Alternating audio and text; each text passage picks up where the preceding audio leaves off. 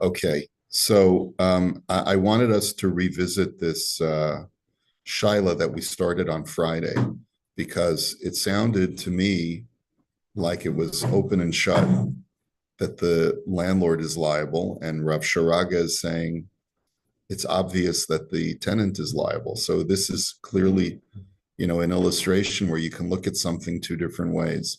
The Shaila was that a fellow rented an apartment.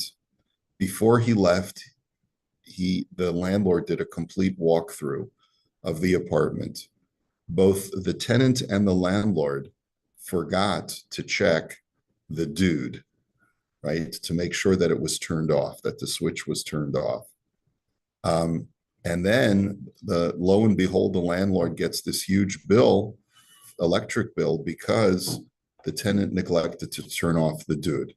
So who's liable for that electric bill after the tenant vacates the premises? So we'll just read the tshuva again. Pashut shehasocher chayav l'shalem et hatzoot hachashmal. He says it seems obvious that the tenant has to pay the electric bill. V'zelo nikra grama b'nezikin kevin da'avi mazik biyadayim. And it's not only causative, out-of-pocket damage, but he actively did it by leaving the switch on. Degamim noimar shezeh grama, pashut shekol grama b'nezikin pater medine adam v'chayiv b'dine shamayim. And even if you were going to say that it was a grama, that it was causative, it wasn't direct, but still we know that even though we can't hold you liable b'dine adam, we are still chayiv b'dine shamayim. From a heavenly court, you're still going to be liable when you cause someone damage, even indirectly. But here, the tenant turned on the dude and failed to turn it off before he left. So kolzman shenimshach mikocho hu achrei alav. And as long as the dude remains on and keeps causing the meter to accrue, a cost to the person who's the landlord, so then he's responsible. Kamo adam shehidlik eish beheter birshuso shechayv al haezekim sheyigram haesh afal pisha b'sha'a shehidlik lo hayashum hezek u'asamaisa beheter. Even though it said it's no different from, let's say, a person who starts a fire in his own backyard, which is perfectly legal and it's a controlled fire. But if you neglect it, you walk away afterwards from that fire that you started in your backyard, and it catches onto some brush and travels over to your neighbor's property and causes damage, you're going to be liable. And you can't say, well, when I started the fire, sorry, I don't know what's going on here. And you can't say, well, when I started the fire, what did I do wrong? It was a completely contained fire. The fact is that you walked away, and as a result of you walking away, damage was caused. Now, what about the fact that the landlord did his walkthrough also? The afal pisha hamaschir sier bedira v'lo amar klum. Even though the landlord did a walkthrough at the end of the tenancy and said nothing, the cholzos hasocher chayiv l'shalem kevin shahamaschir darko lihistakel al dvarim shaderach liitbonein b'hem. He says, but the landlord isn't focusing on the dude, whether the switch is on or off. He's focusing on other things. He's looking at things like kagon siyud, tseva, oim shavar, shayish uchedome, udvarim shaboltin la'ayin. He's looking at areas of where the plaster is patches, I lost my English. Let's say some plaster has fallen, some paint has been damaged, or if there's something broken in the stone floor, right? Udvarim shaboltin ba'ayin, things like that are glaring. Those are the things that the landlord is looking at. V'imra v'lo omar klum simin shuhu machalo. It's only with things that are very blatantly obvious that if the landlord sees them and he says nothing, that's the sign that he's moichel. Right? Avoliros shahadud hachashmali dolek ein derech b'nei adam lihitbonein bazeh. He says, but when the landlord does the walkthrough, it's not normal for him to notice whether the dude is turned on or not. V'hu davar shelo nicher la'ayin, and it's not something that's clearly recognizable. And by the way, it could be that he does the walkthrough the day before the tenant leaves. And so, so it's not abnormal for the dude to be on because maybe you're going to take a shower tonight, before you move out. Ve'alkeinu nishar ba'achrayas hasocher, ve'olav l'shalim es kol ha'otzos shel tashlumi ha'chashmal shenigrumu al yado. And therefore, the responsibility is upon the renter, and he has to pay for all of the expenses of the electric bill that accrue even after he leaves the apartment. Okay, so does that make sense to you? Logical reason. That we have taken up, they have a little sign up there. They tell you, and the landlord does the walkthrough with you. What it says, turn off the dude. Yes, it's like the first thing. Like you talk about here, plaster. They don't talk about that. They talk about the electric. Turn off, put it on for an hour to warm up, and then shut it off. Last far into an apartment exactly that is your responsibility. Right. You were responsible For the utilities. Yes. So they Okay. tell you, here it is. They tell you the registry, like this is the number now. You moved in for the week, or the 2 weeks, or the 3 weeks, and then here's the number. When you finish. Oh, the meter on the And chashmal. they'll tell you. Wow, They that's very fascinating. clear. Oh, that's So- fascinating. I think even the air conditioning correctly, It's interesting because when you rent, like you rent a hotel room, it's totally different. You can leave the air conditioner on and who cares, Due to the specifically that needs. There's that whole side. If you leave it on, you can burn it out. You can do this. You'll cause. They tell you. So in that case, it's clear that if you have to pay. But if they never said a word to you, and you could use as much hot water as you want, as much air conditioning in a hotel, then what would be the harm that you have to pay? Interesting as well. I think Israel, like a lot of people doing last time, with the solar panels now. So you really need to leave. You put a time for the dude to leave it on for an hour, like at 5 o'clock in the morning. And then you have Put it on timers. We put it on timers. Yeah, a lot of people, someone mentioned that last time. So a lot of people have timers on the Yeah, dude. like at 5 o'clock it go on, so by 6 o'clock, and then it goes off by 8. Wow. Renting that apartment. Normally, I don't hear for sure, but normally the utility system, rental's responsibility, if they have to open up the account with the utility. If they were to leave. That's if you're renting the place for a year or 6 All right, months. that's what I'm But if you saying. take an Airbnb No, for no, 2 weeks, Airbnb is different. I'm saying, but You're renting the but place. it's kind of rent it. it's all in there. Well, this is, It's the rentals, that pays the utilities, and that's a separate. Yeah, account. so he's not distinguishing Right. between whether this is a short-term rental or a long-term rental. Yeah. The convention in Eretz Yisrael is you got to be careful about the dude, I understand. and you got to make sure the dude does not Look like a abide. lady. You should do this, look like a lady. Yeah. Oh, Sheila instead of dude. Okay. No, I was using the dude abides. Okay. All right. Anyway, which is the last line of an excellent film. Okay. All right. Next, let's go on to Siman Kuf. Haskarat dira schura bali kabbalat reshut mibal hadira. Fascinating shaila. Subletting an apartment without permission of the owner. It's in the contracts.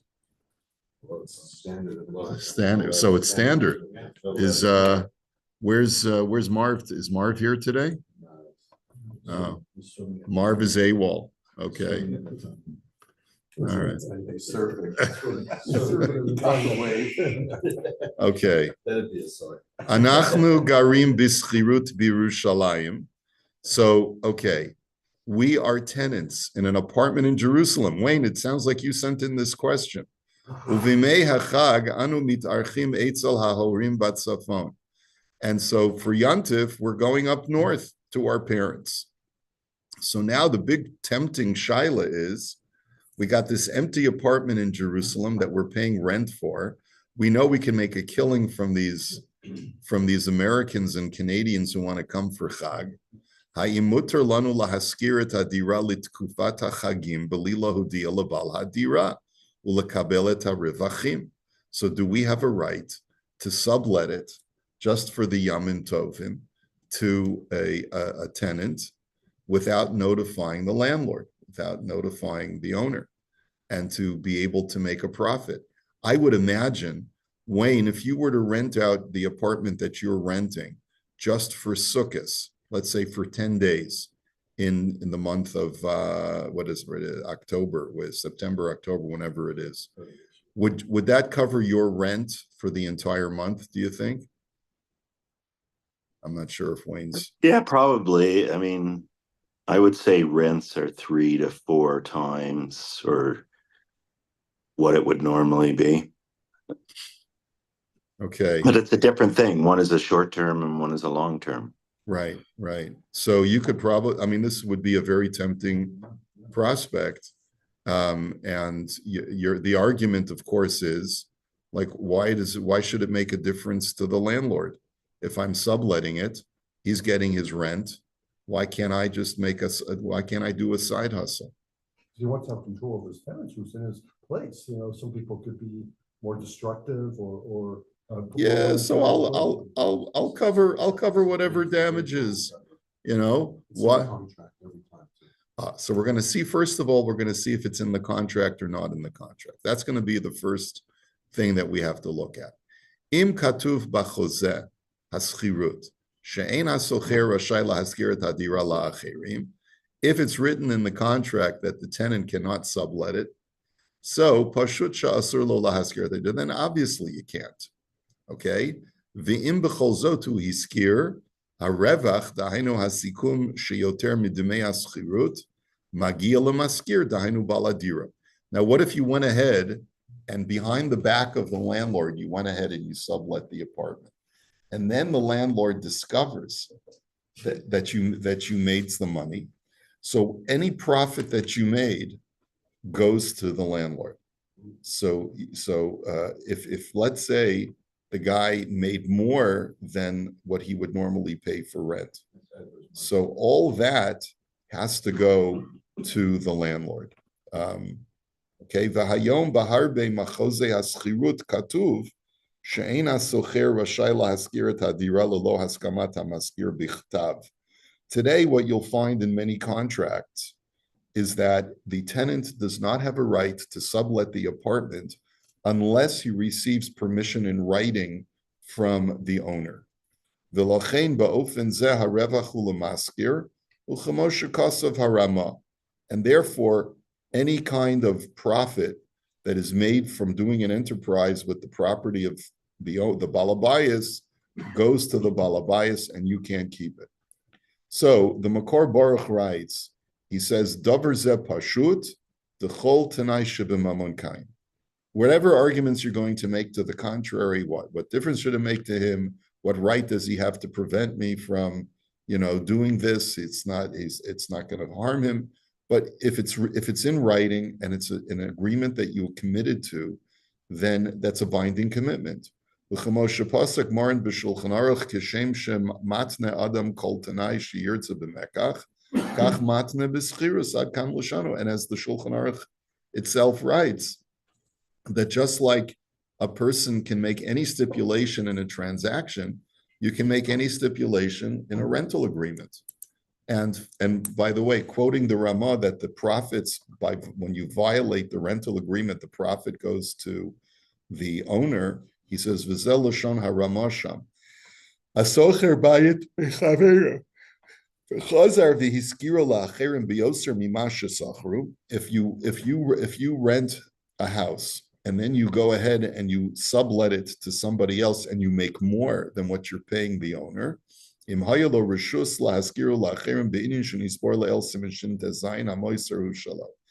the Ramah writes explicitly, if you had permission to sublet and you want to turn that house into a business, a moneymaker, that's fine. You can keep whatever profits you make. But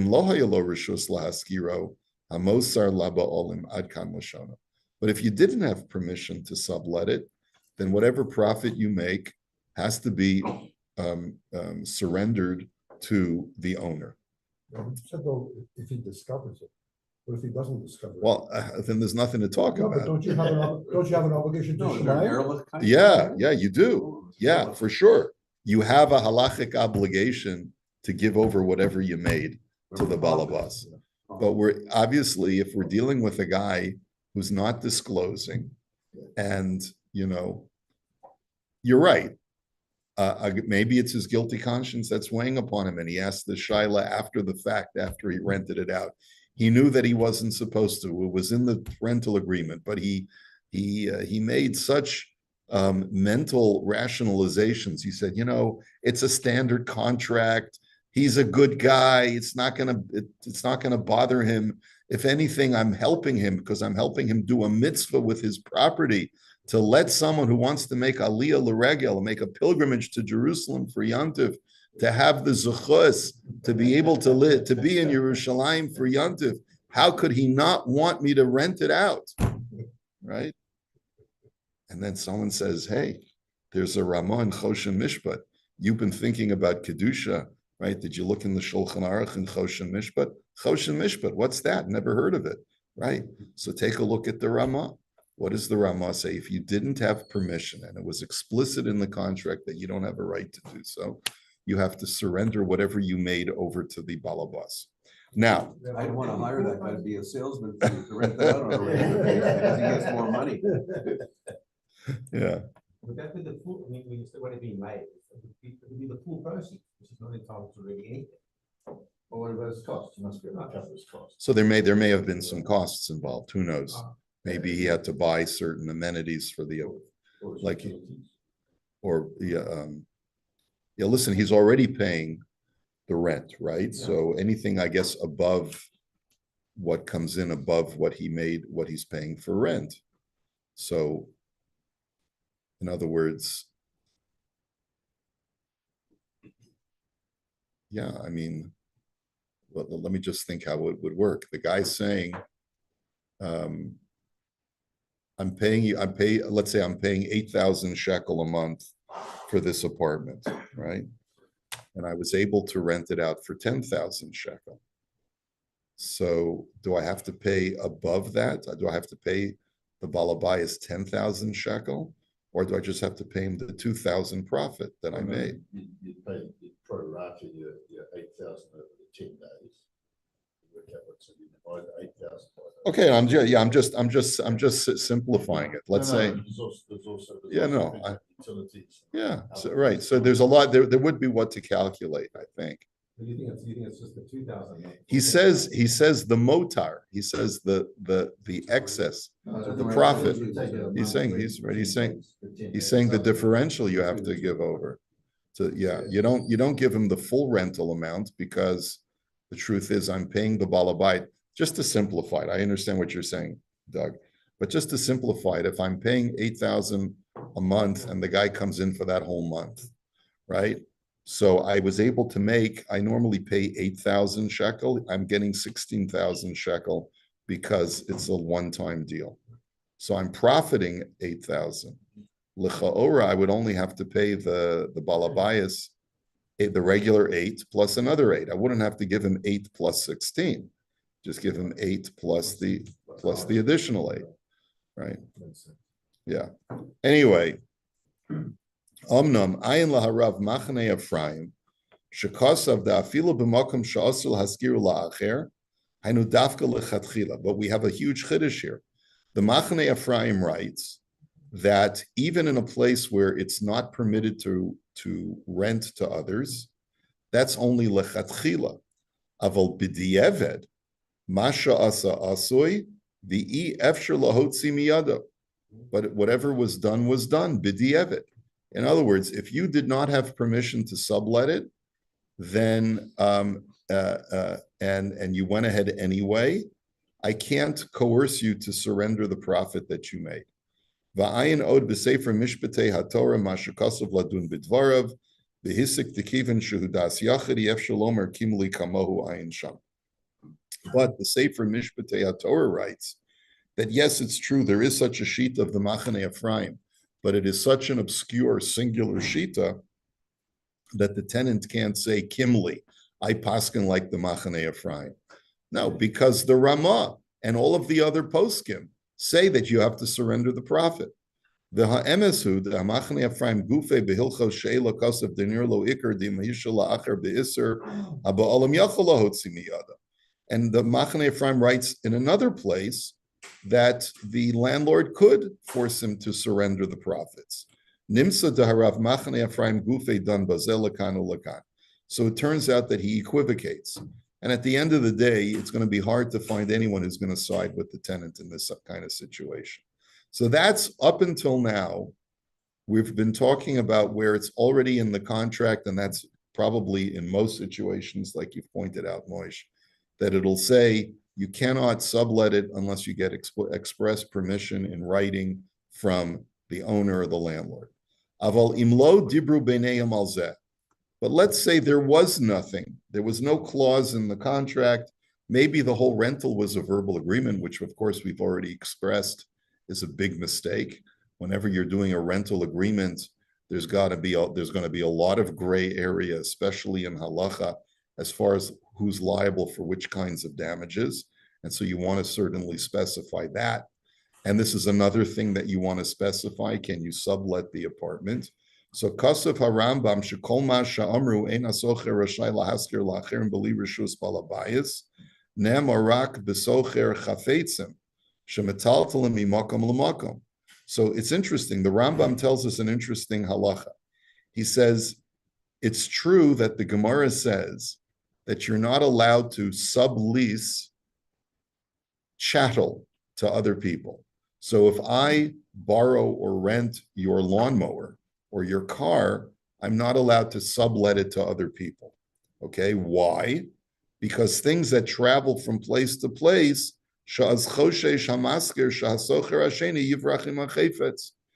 could be that the owner says, listen, I trust you to drive my car or to use my lawnmower responsibly, but I don't know that other guy, and maybe I don't trust him. Maybe he'll run off with the object entirely, or maybe he'll act negligently with the product and won't be as responsible as you are. But the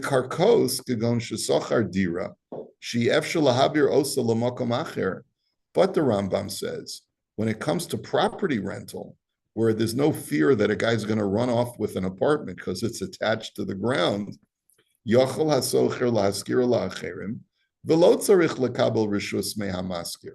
there a person is allowed to sublet a rental property, and he doesn't have to ask permission from the owner, from the landlord.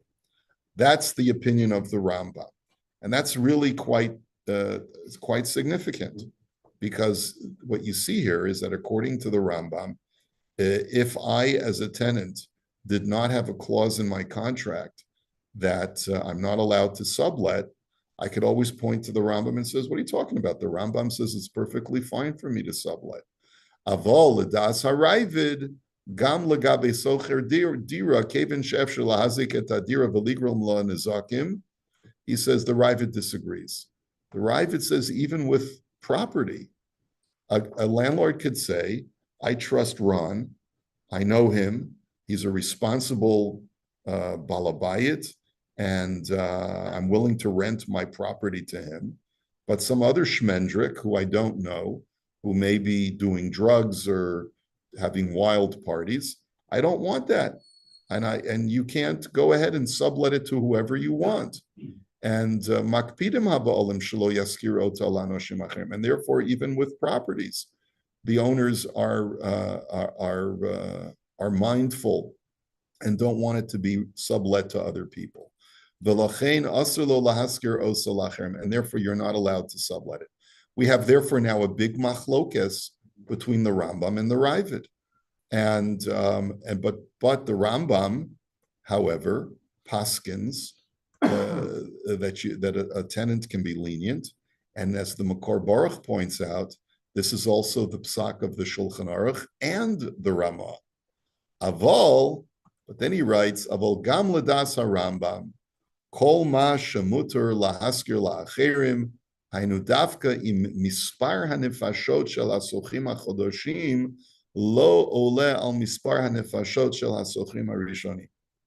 He says, but even according to the Rambam, if a person is going to sublet an apartment, and according to the Rambam, that's legal, it's only legal if the number of tenants that I'm subletting it to does not exceed the number of tenants of the original tenant. So let's say it's just my wife and I who have rented an apartment, and a family comes along and wants to rent the dira for Yantif. It's a family of 5. So there's sufficient room, but there's going to be kids and they may make a mess and all that other stuff. That even the Rambam will agree to. Avalim heim yoter mehasochrim harishonim asur lahaskiru b'li reshut balabayit. But if the number of tenants exceeds the subtenants exceeds the number of the tenants, then even the Rambam will agree that you can't rent it out, that you can't sublet it.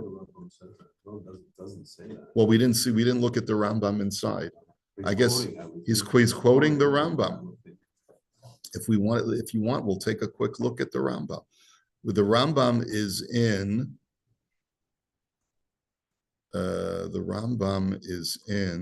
Hilchos Chirus, Perek Hey, Halacha Hey. I just upgraded my Bar Ilan CD. It's now installed on my hard drive. I don't have to look for a little dongle anymore, a little flash drive. So I can just bring it up. So give me a second. Just give me 1 second. I love this. I love my Bar Ilan and I love my Otzar HaChachma. So let me just get to the Rambam.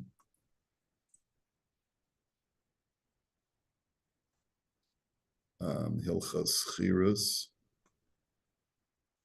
Here we go. Perek Hey, Halacha Hey.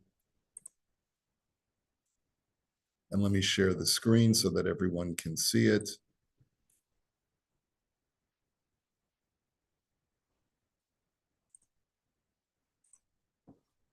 Okay. Mikanani Omer Shahamasker Bais Lachaber Ad Zman Katsuv. I say, based on what I've written above, that if a person a person rents out his house to his friend for a specific period of time, and then the tenant wants to sublet it to somebody else until the termination of his lease, then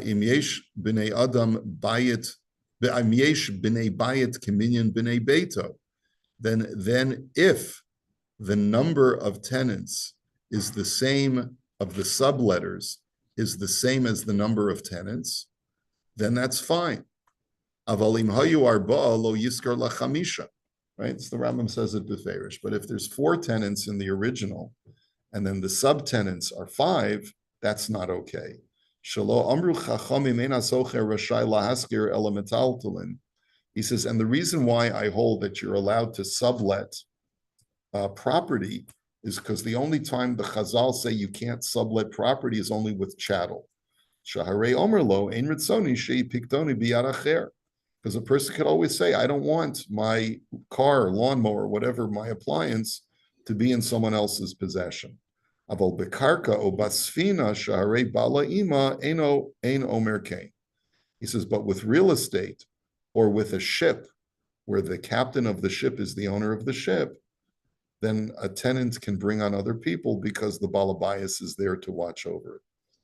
V'chein ani omer, im amar lo balabayas l'socher, lama titrach v'taskir beisi la'acherim, im lo tirtze lamod botzei hanicho, v'ata patr mischiraso. He says, and furthermore, I hold, this part he doesn't quote, if the balabayas says to the renter, he says, I know you don't want to use my house. Why bother subletting it to other people? I absolve you from the rent, check out, leave. I'll find another tenant on my own. So then in that scenario, Eino yochol lahaskiru la'acher. Shezeh ba'al timna tov mi ba'olav asha ata maskiru la'acher taniach lazeh beisa. Then when the balabayas makes that statement, it's usher for me to sublet it because I have to do the toiva to the person who did me a toiva. If he's saying that he would prefer that he finds the new tenant instead of me finding the new tenant, I have to accede to his request. There is an opinion,